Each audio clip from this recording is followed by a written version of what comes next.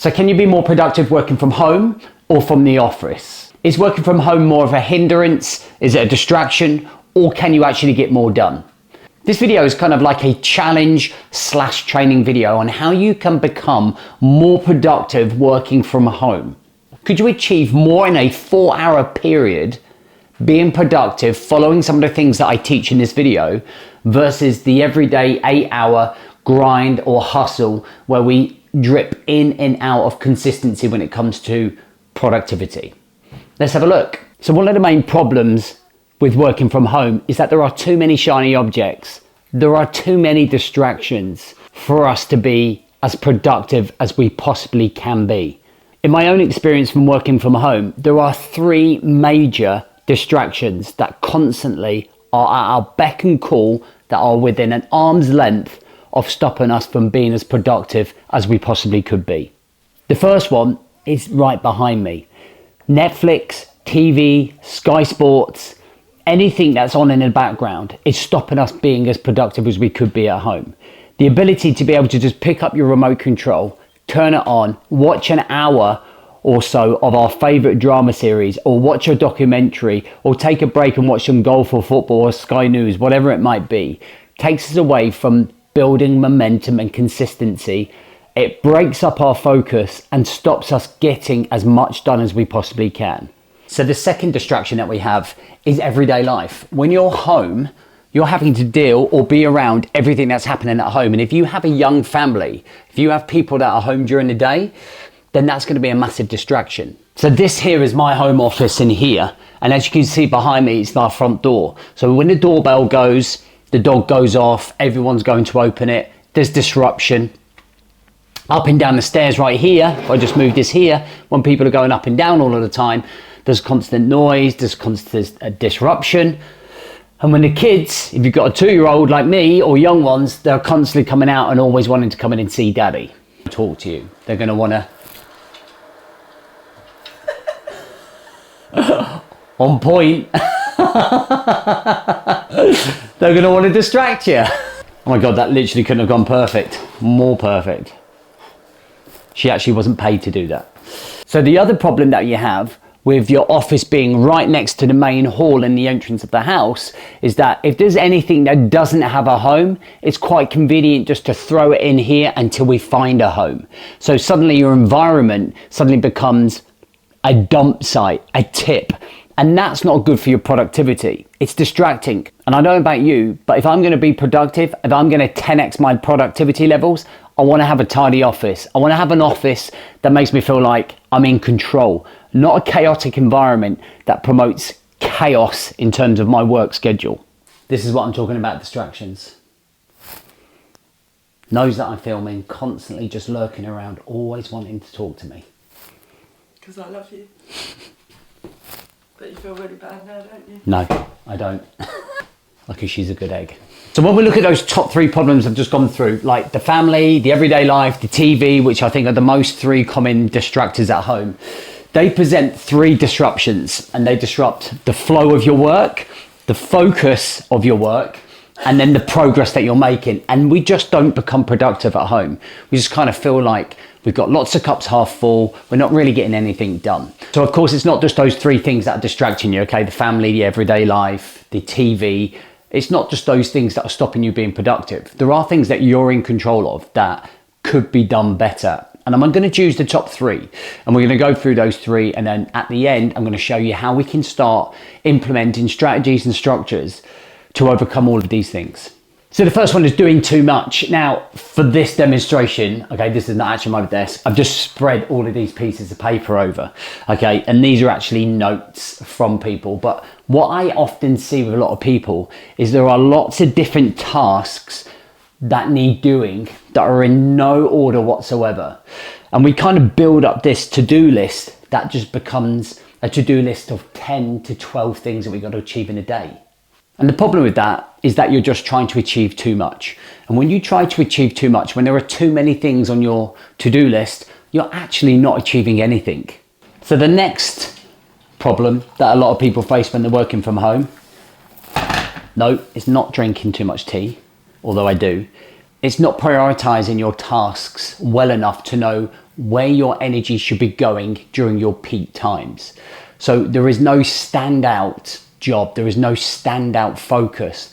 You're not prioritizing the jobs that need to be done first when your energy is at its highest, which causes you to spread yourself too thin and drain yourself of any energy physically, mentally, and emotionally.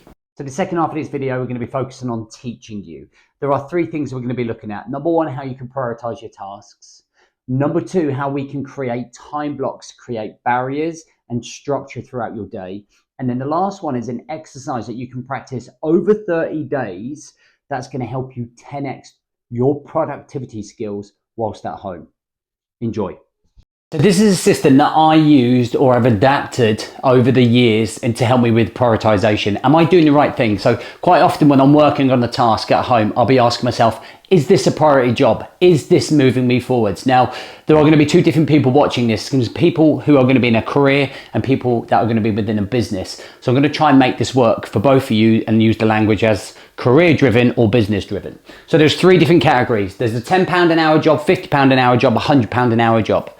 So the £100 an hour job is your priority, okay? This is where your main task should be done during your peak time. So mine is usually in the morning between like 5 o'clock in the morning and 7 o'clock in the morning. And sometimes usually are in and around 10:30 to lunchtime. So that's when I'm gonna get my £100 an hour jobs done. And it's things that move your career or business forwards, okay? Only you can do it. So it's things like sales, performance, direction, management, networking, visualization of the business or your career, that type of role. The £50 an hour jobs, they're important, but they could be done towards the end of the week, okay? So they don't need your priority energy, your priority time. They could be done later in the week. They can be delegated, okay? After peak energy time, I'd usually do these during the day, after lunch, okay? Not quite at the very end of my working day, but kind of in the middle of the day. That's things like getting data, sharing information, invoicing, organizing, emails, that type of stuff. And then £10 an hour a day, okay? This is the sort of jobs that really someone else should be doing, okay, if you can. It's the end of the day tasks. They're like your admin tasks. So things like everyday emails, onboarding, changing in, tidying the office, all of those little things that don't really benefit you. And if we start doing those during our peak energy times, then we're not going to be as productive as we possibly could be. So the last thing that we have issues with is structuring our day. It's inconsistent, it's all over the place. And I can bet that the majority of people who are working from home are not working to a structure like this. Now, there's a couple of things that we need within a daily structure. We need timings, we need barriers. We need to know what we're going to be doing and where we're going to be doing it. And this is mirroring what the structure colleges and universities use. So remember when you went to college, you were given a piece of paper, it would be your timetable, it would tell you what time your lesson was, with who, and in what classroom and what you were studying. And you would base your life around that college timetable. So you could plan when you're going to the gym, hang out with your mates, go and do your driving lesson, go and do some extra shift work or study time if you're a good student. And you'd be able to base your life around it. You're probably more organized as an 18-year-old than you are now, okay, somehow. And that's what we've done here. So I've broken this down into 4 stages of the day.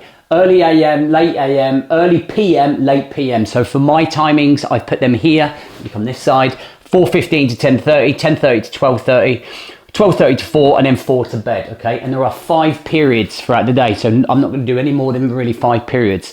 So what I would end up doing is then creating like my morning plan. So what I've done is created these time blocks. So I've just put some examples in here. So from 4:15 to 7, period 1, early AM, I'm gonna be doing my morning routine.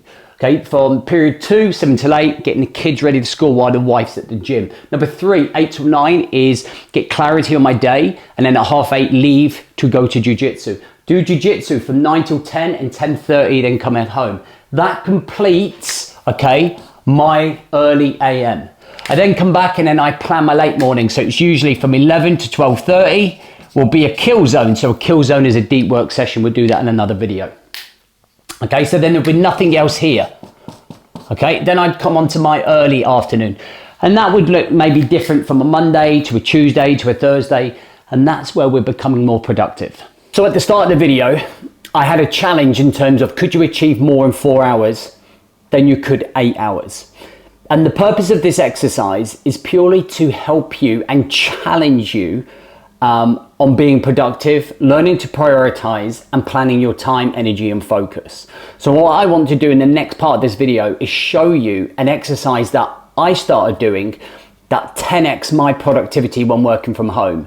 And I've trialed it with clients and they have been able to cut their working week from 52 hours a week right down to 27 hours a week by cutting all of the stuff that is not benefiting you and not moving you forwards, and making sure that you're being clinical with your time to help you become 10 times more productive. So you are only allowed 20 hours in a week, and you can spend those 20 hours however you like over the 5 days.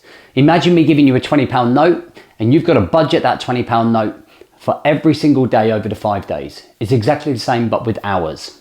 So the structure looks like we've got one of each. So the structure is Monday, Tuesday, Wednesday, Thursday, Friday. We've got 20 hours. At the top, that's our target. Okay, and then here we have how many hours we actually did. Now this is how I would do it in terms of being strategic with my energy, with my time and my focus. Now I would dedicate 6 hours to Monday and Tuesday. Now this is what I call the Express 48. I'll do a video on this another time, but what I talk about doing is dominating Monday and Tuesday in terms of productivity levels so that the rest of the week we don't have to be playing catch up. It's getting all of the work done as much as possible earlier in the week. So my energy is going to be at its highest in these 2 days. So I want to dedicate 2 6-hour periods of my 20 hours to this. This is over 50% of my time. So I need to make sure in these 6 hours, I'm on it. Then for the rest of the week, I'm going to do 3 hours Wednesday, 3 hours Thursday, and finish off with 2 hours on Friday. Now I know what you're thinking. You're thinking there's no way I'm going to be able to achieve every single thing that I need to do in just 20 hours. But this is the whole point of the exercise. It's to squeeze you. You now have to start thinking about what is my priority? What is my focus? You now have to stop watching the TV or getting distracted by it. You have to then go and find somewhere else in the house to work where you're right not next. You then have to go and find somewhere else to go and work where you're not next to the front door or the stairs or the main hallway of the house. So for me, I got to the kids' bedroom and I'm up on the top floor where I won't be disturbed. And you're also going to have to make sure that you're clinical with the time or the hours that you have been gifted for that day. You can't afford to waste a minute. So if your actual week looked like 8, 7, 5, 5, 4, and it turned out that you did 29 hours, but you were doing 45 before, you've almost cut your work week down to half by being more productive, by getting rid of all of the disruption, by being more clinical with your priorities, your barriers and time blocks, and focusing more on what needs to be done. And that way we're reducing stress, we're reducing frustration, and we're actually achieving more whilst working at home.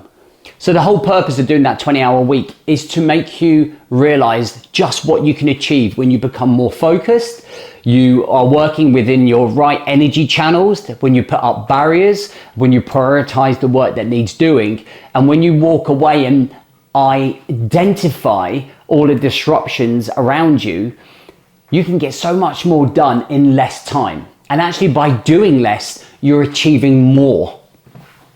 But it takes practice, and you've got to go away and do that 20-hour week for a month so that you constantly condition your body, your mind, the narrative inside of your head to be able to show up and constantly push that practice. Where people fail with this is